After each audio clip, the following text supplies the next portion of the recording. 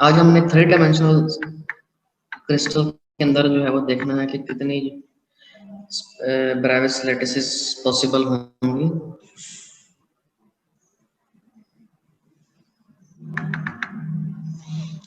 अब ये देखें कि 3 डायमेंशनल में हमारे पास ये एक क्रिस्टल स्ट्रक्चर है जिसे हम सिंपल क्यूबिक कहते हैं। सबसे सिंपल स्ट्रक्चर वो क्या है? Simple cubic. इसमें आपको पता है कि साइड्स इक्वल होंगी, equal to B equal to C, और गैमा जो है ये सारे अल्फा बीटा गैमा एंगल 90 के होंगे। ये अल्फा एंगल भी 90 का है, बीटा भी 90 का है, और ये गैमा एंगल भी 90 का है। बॉडी सेंटर्ड क्यूबिक जो है, अब इसके अंदर देखें कि सेंटर पे जो है वो एक है तो क्यूबिक ही, इसके कॉर्नर पर तो एटम्स हैं ही या लेटेस्ट पॉइंट्स हैं ही, लेकिन इसके सेंटर पर भी क्या है? इसकी बॉडी के सेंटर पर भी क्या है? एक लेटेस्ट पॉइंट है। इसी तरह से इस तरह सिंपल क्यूबिक के भी कॉर्नर पर क्या होते हैं?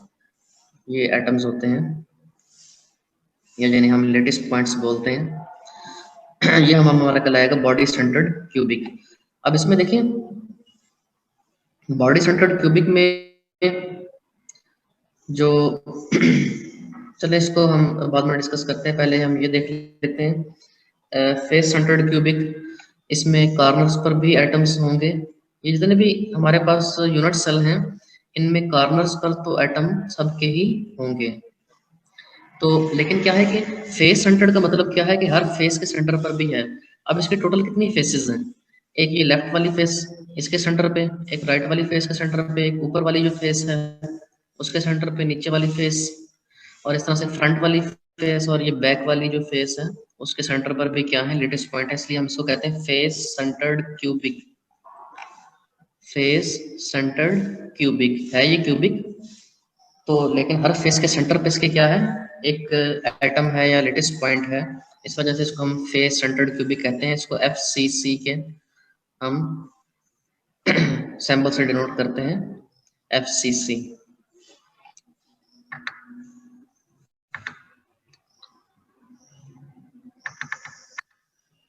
उसके बाद आप देखें कि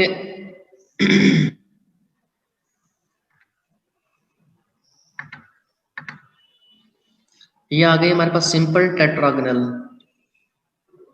अब सिंपल टेट्रागोनल जो है इसमें क्या है कि A और B साइड तो इक्वल है, लेकिन C जो है ये बड़ी है। ठीक है। ये दो साइड इक्वल है, एक साइड जो है वो लेंथ में ज्यादा है। एंगल सारे 90 के ही हैं। एंगल इसमें सब क्या है? 90 के। और इसी तरह से हमारे पास जो बॉडी सेंटर टेट्रागोनल भी होता है, अगर बॉडी के सेंटर के दरमियान में एक लेटेस्ट पॉइंट हो तो ये बॉडी सेंटर्ड टेट्रागोनल कहलाएगा। इसको हम नाम क्या देंगे? BCT, body centred tetragonal. इसको हम क्या कहेंगे? ST, simple tetragonal. इसी तरीके से आप नीचे देखें सिंपल ऑर्थरोम्बिक। ऑर्थरोम्बिक में तीनों साइड इक्वल नहीं है। A is not equal to B is not equal to C, लेकिन एंगल सारे क्या है? 90 के हैं। Alpha equal to beta equal to gamma equal to 90। इसी तरह से बॉडी सेंटर्ड ऑर्थरोम्बिक भी होता है, एंड सेंटर्ड ऑर्थरोम्बिक भी होता है, और फेस सेंटर्ड ऑर्थरोम्बिक भी होता है। इसकी मजीद जो है ना वो 4 टाइप्स हैं। अब एंड सेंटर्ड क्या होता है कि ऊपर वाली फेस और नीचे वाली फेस के सेंटर पर, अगर सिर्फ ऊपर वाली और नीचे वाली फेस के सेंटर पर अगर हमारे पास एटम है, कॉर्नर पर तो हैं ही सबके, इन सबके कॉर्नर पर तो होंगे ही। तो अगर ऊपर वाली और नीचे वाली फेस के सेंटर पर एटम हो और बाकी फेसेस पे ना हो तो उसको हम कहते हैं एंड सेंटर्ड ऑर्थरोम्बिक, ECO। इसी तरीके से ये क्या कहलाएगी?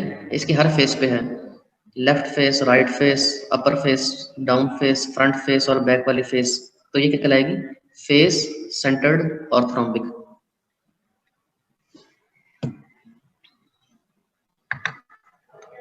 तो इसके बाद जो है हम आते हैं रोम्बोहेड्रल या हेक्सागोनल स्ट्रक्चर पे। अब ये रोम्बोहेड्रल जो है, इसमें आप देखें कि साइड सारे इक्वल हैं, लेकिन एंगल जो है वो डिफरेंट है।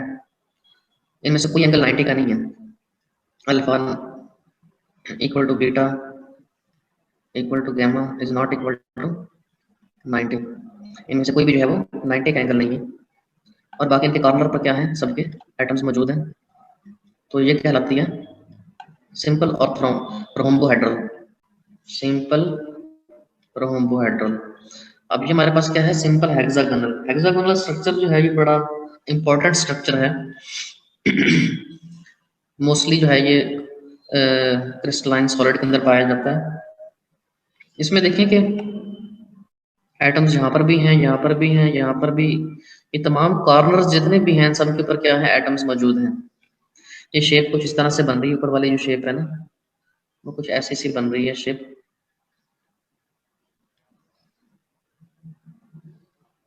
एक दो तीन चार पाँच छः, हेक्सा हेक्सा टाइप जो है वो इसकी 6 साइड्स जो हैं वो बन रही हैं। और फिर मजे की बात यह है कि इनके कॉर्नर पर तो एटम मौजूद ही हैं,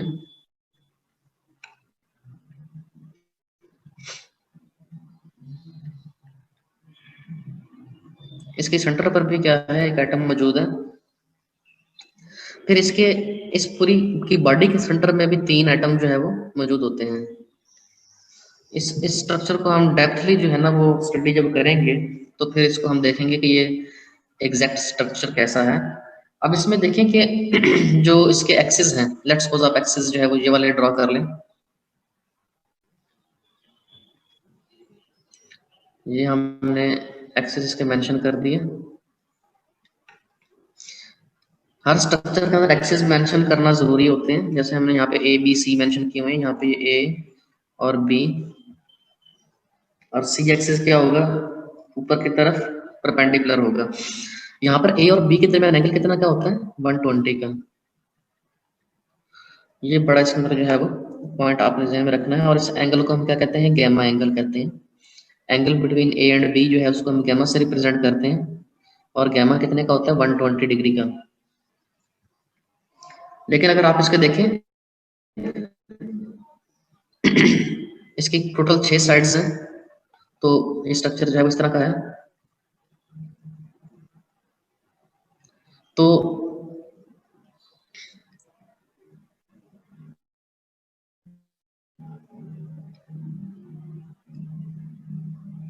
इसके अंदर 6 जो है ना इक्विलेटरल ट्रायंगल्स बनती हैं।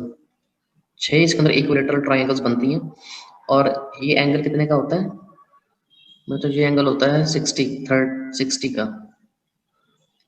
60 का ये हो जाएगा, 60 का ये हो जाएगा। इसी तरीके से सारे एंगल कितने के हो जाएंगे, 60 के हो जाएंगे। तो टोटल एंगल ये कितना बन जाएगा, 360। आपको वैसे भी पता है कि इक्विलेटरल ट्रायंगल जो है उसके लिए उसके जो एंगल्स हैं अंदर वाले वो कितने के होते हैं, 60 के होते हैं। 60 और ये 60। और इसकी साइड्स भी क्या होती हैं, तमाम साइड्स भी इसकी इक्वल होती हैं आपस में। उसकी लेंथ जो है वो इक्वल होती है। ऐसे ट्रायंगल को हम कहते हैं इक्विलेटरल ट्रायंगल। तो ये इसके अंदर 6 जो है वो इक्विलेटरल ट्रायंगल्स बन रही हैं। तो अब यहाँ पर अगर हम एक्सिस ड्रा करें इसके, कैसे किए थे हमने, तो एक्सिस हमने यूं ड्रा किए थे। एक हमने एक्सिस लिया, दूसरा ये एक्सिस। अब देखें 60 + 60 जो है वो इन दोनों के दरमियान एंगल कितना हो जाएगा। ये हमारी साइड जो है वो ए थी, ये बी थी। अब टोटल एंगल कितने का हो जाएगा, 60 + 60 120। तो ये 120 का एंगल हो जाएगा गैमा।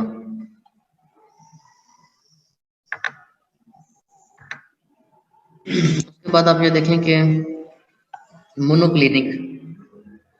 मोनोक्लिनिक एक तो सिंपल मोनोक्लिनिक है जिसके सिर्फ कॉर्नर पर जो है वो एटम्स हैं। फिर हमारे पास एंड सेंटर्ड मोनोक्लिनिक है जिसके ऊपर और नीचे वाली फेस के सेंटर पर भी क्या है, एटम्स हैं। और लास्ट पे हमारे पास है triclinic, simple triclinic.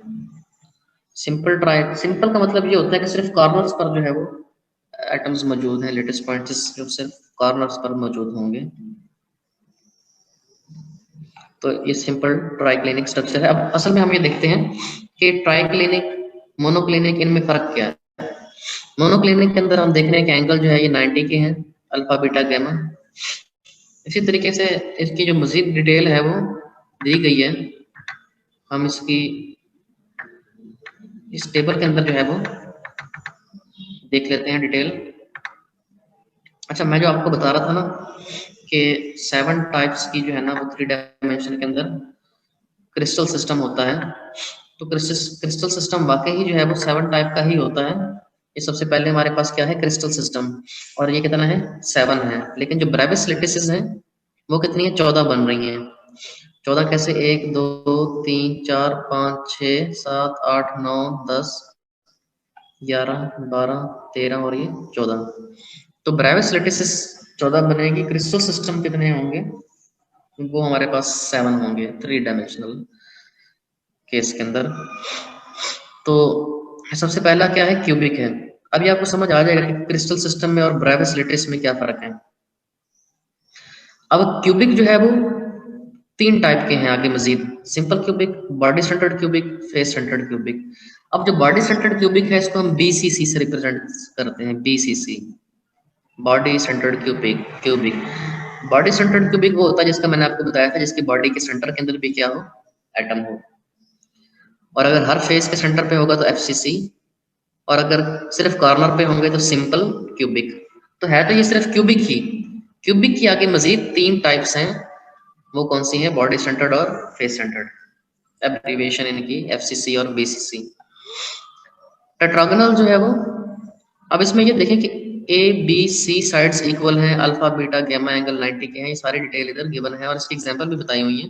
Copper, silver, iron, sodium chloride, caesium chloride, ये इनकी एग्जांपल भी दी गई है कि सोडियम और सोडियम क्लोराइड के अंदर बीसीसी स्ट्रक्चर होता है,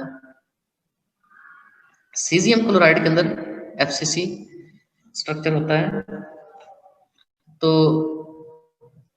अभी हम देखते हैं टेट्रागोनल जो है वो, उसमें ए और बी तो इक्वल है, लेकिन सी साइड जो है वो, ये मैंने आपको बताया था कि ये ग्रेटर होती है। 2 साइड्स इक्वल है ए और बी, सी साइड थोड़ी सी लेंथ में ज्यादा होती है।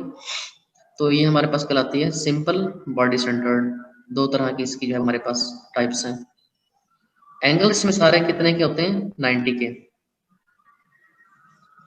इसी तरह से ऑर्थोरोम्बिक, ऑर्थोरोम्बिक में क्या है कि कोई भी साइड इक्वल नहीं होती, A is not equal to B is not equal to C, लेकिन एंगल सारे फिर भी कितने के होते हैं, 90 के।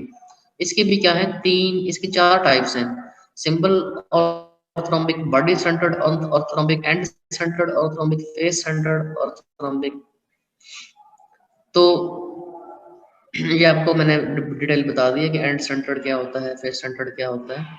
इस तरीके से रोम्बोहेड्रल, इसमें तीनों साइड्स इक्वल होंगी, लेकिन एंगल कोई भी जो है वो 90 का नहीं होगा, कोई भी एंगल जो है वो 90 का नहीं होगा, और इसकी कोई टाइप नहीं है, ये एक ही है। उसके इसके 2 नाम है, रोम्बोहेड्रल कह लें या इसको ट्राइगोनल कह लें, दोनों नाम इसी के ही हैं। फिर आता है हेक्सागोनल। हेक्सागोनल का साइड ए और बी तो इक्वल होते हैं और इक्वल होंगे भी। इक्वल कैसे होंगे कि मैंने आपको बताया था कि इस तरह से हमने एक्सेस जब ड्रॉ किए थे, तो ये साइड क्या है, ए है, ये साइड जो है वो बी है, तो ये दोनों इक्वल होगी, और इनके दरमियान जो गैमा एंगल है वो 120 का होगा। साइड इक्वल क्यों होगी, ये आपको डायग्राम से भी नजर आ रहा है। 6 की 6 जो है वो इक्विलेटरल ट्राइंगल्स हैं, ये सारी साइड्स इक्वल होंगी, लेकिन जो सी एक्सिस है इसका, सी एक्सिस इसका ऊपर की तरफ वो लेंथ में बड़ा होता है, तो सी इक्वल नहीं होता। हेक्सागोनल में सी जो है ये नॉट इक्वल। और फिर अल्फा और बीटा जो है ये दोनों 90 के होते हैं, मतलब ये वाला एंगल भी कितने का है, 90 का, सी और ए के दरमियान, और सी और बी के दरमियान एंगल भी कितने का है, 90 का, परपेंडिकुलर है ये। लेकिन जो गैमा एंगल है वो 120 का होता है, तो ये हेक्सागोनल स्ट्रक्चर आता है। फिर आता है मोनोक्लिनिक, तीनों साइड भी इक्वल नहीं है, और गैमा एंगल जो है वो 90 का है। इस तरीके से, एंड इसकी इसकी भी 3 है, simple monoclinic, and centred monoclinic, और फिर सबसे लास्ट पे ट्राइक्लिनिक। ट्राइक्लिनिक हमारे पास इसमें ना तीनों साइड्स इक्वल है, ना तीनों एंगल 90 के हैं। अब ट्राइक्लिनिक में आप देखें कि alpha is not equal to beta, ये आपस में भी इक्वल नहीं है। Beta is not equal to gamma, मतलब तीनों एंगल जो है ये आपस में भी इक्वल नहीं है और 90 के इक्वल भी नहीं है। इसके बाद जो है वो देखिए आज के हमारे पास types of 3 dimensional crystal system and related Bravais lattices. तो हमारे पास जो 3 डायमेंशनल क्रिस्टल सिस्टम और उससे रिलेटेड जो ब्राइवस लैटिसेस जो हैं हमने आज देखी। या टोटल नंबर ऑफ, अगर आपने एटम फाइंड आउट करने हो, लेटेस्ट पॉइंट्स फाइंड आउट करने हो कि कितने जो है वो लेटेस्ट पॉइंट्स आ रहे हैं किसी क्रिस्टल सिस्टम के अंदर, तो उसका जो फार्मूला है वो ये latest points belongs to a particular unit cell. किसी भी यूनिट सेल से रिलेटेड कितने उसके अंदर जो है वो लेटेस्ट पॉइंट्स आ रहे हैं, उसका फार्मूला ये है। एन आई का मतलब क्या है, जो इनसाइड होगा, जो बॉडी के इनसाइड है, सेल के इनसाइड है, वो तो पूरे का पूरा काउंट होगा। फिर फेस वाला जो है उसकी कंट्रीब्यूशन हाफ होगी। हाफ कैसे होगी, आपको पता है कि अगर आप दो अगर आप 2 डायमेंशनल केस में भी देख लेना, 2 डायमेंशनल केस में तो जो सेंटर जो फेस के ऊपर जो है ना, जो आ रहा है ना, वो देखें हाफ इधर आ रहा है, कंट्रीब्यूशन उसकी हो रही है, हाफ इधर हो रही है। इसकी एग्जांपल ऐसे है कि जैसे 2 रूम्स हैं, 2 रूम्स के दरमियान के जो वॉल है उसके सेंटर पर अगर कोई एटम मौजूद हो तो वो हाफ जो है वो इस रूम के अंदर होगा और हाफ इस रूम के अंदर होगा। तो इसका मतलब जो फेस के ऊपर होगा ना, फेस पे उसकी कंट्रीब्यूशन हाफ हाफ होगी। तो इसका मतलब ये जो फेस पे है इसकी जो कंट्रीब्यूशन इस यूनिट सेल के अंदर आ रही है वो कितनी आ रही है, हाफ आ रही है। तो जितने भी फेस वाले हैं उनकी कंट्रीब्यूशन कितनी होगी, हाफ। अगर 8 है तो हाफ 8 आ जाएगा, अगर 6 है तो हाफ 6 आ जाएगा। इसी तरीके से अब जो कॉर्नर वाला है ना उसकी कंट्रीब्यूशन कितनी होती है, 1/8 होती है एक यूनिट सेल के अंदर। 1/8 कैसे होती है, वो इस तरह से। अब ये कितने क्यूब्स हैं, टोटल 8 क्यूब्स हैं।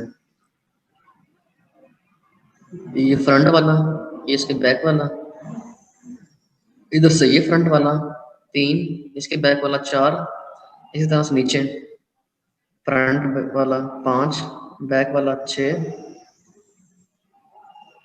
और इधर से ये फ्रंट वाला 7 और बैक वाला 8।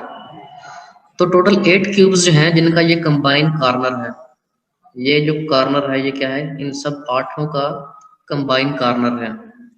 इसका मतलब कि ये जो कॉर्नर है वो इन 8 क्यूब्स के अंदर क्या हो रहा है, शेयर हो रहा है।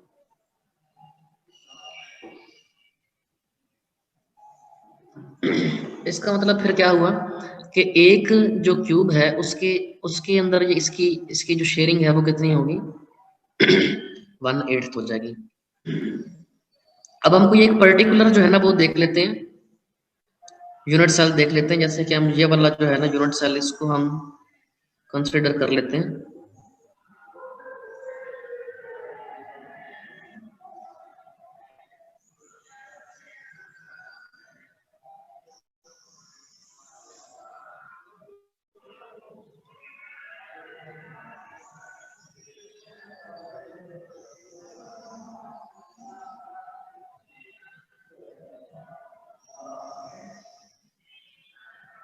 अब इस यूनिट सेल को अगर आप देखें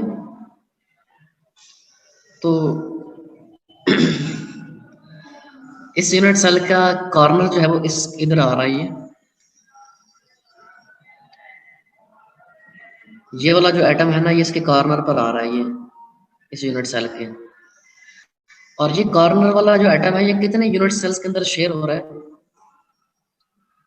एक इसके अंदर, एक पीछे वाले के अंदर, एक इस फ्रंट वाले के अंदर और बैक वाले के अंदर। इसी तरह से नीचे 4 नीचे हैं 4 ऊपर हैं, तो 8 के अंदर शेयर हो रहा है। तो इस एक जो यूनिट सेल है, इस यूनिट सेल के अंदर इसकी जो है कंट्रीब्यूशन कितनी होगी, वो 1/8 आएगी जो कॉर्नर वाले हैं। तो कॉर्नर वाले हैं कितने, ये भी कॉर्नर वाला है, ये भी कॉर्नर वाला है, ये इस तरह से 4, ये 5 6, 7 और ये 8। तो 8 कार्नर वाले एटम्स हैं।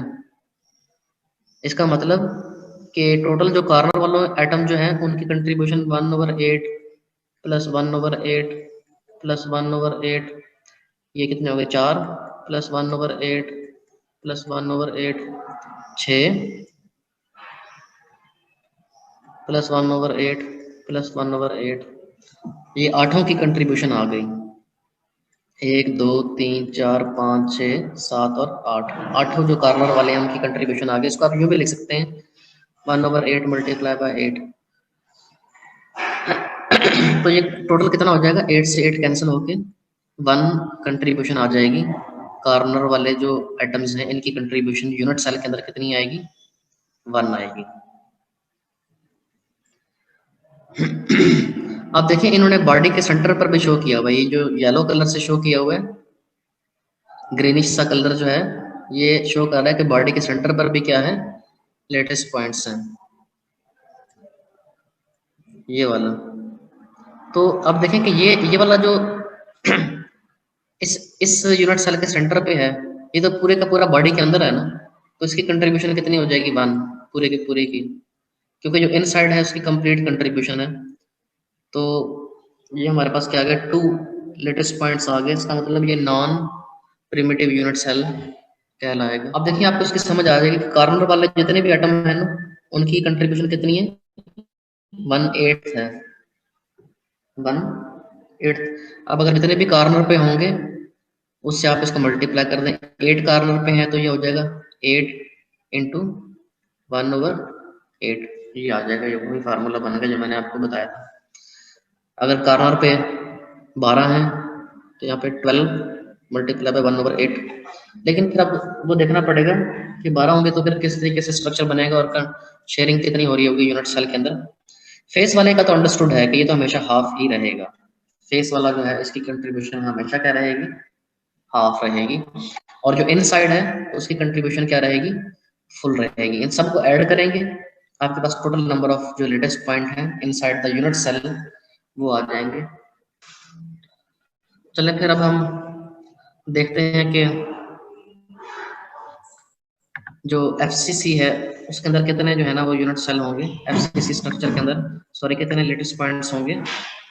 ये हमारे पास कोई जो है ना वो हम face centred cubic unit cell बना लेते हैं।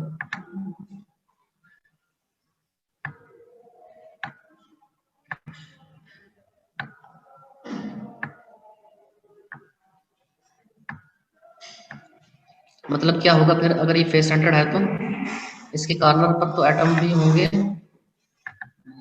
मतलब लेटेस्ट पॉइंट्स के कार्नर पर एग्जिस्ट कर रहे होंगे।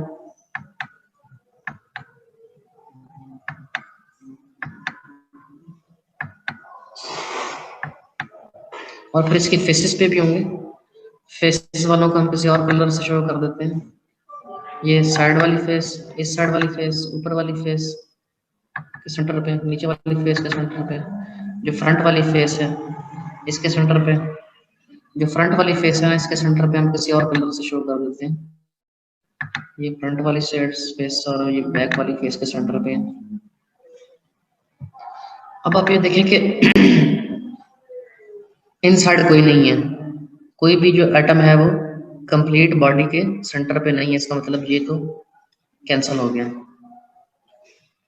और फेस के सेंटर पे कितने हैं, ये तो 0 हो गए। फेस के सेंटर पे है 6 फेसेस है ना,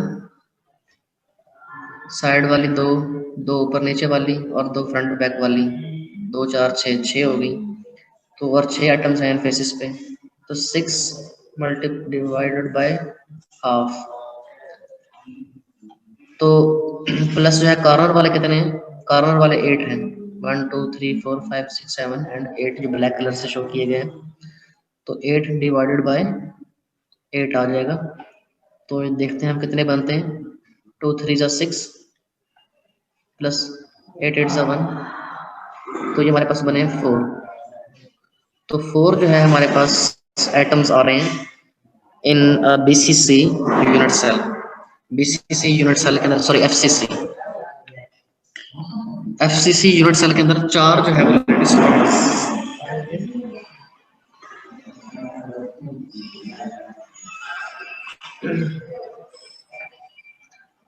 इसी तरीके से बीसीसी वाले आप खुद फाइंड आउट कर लेंगे। तो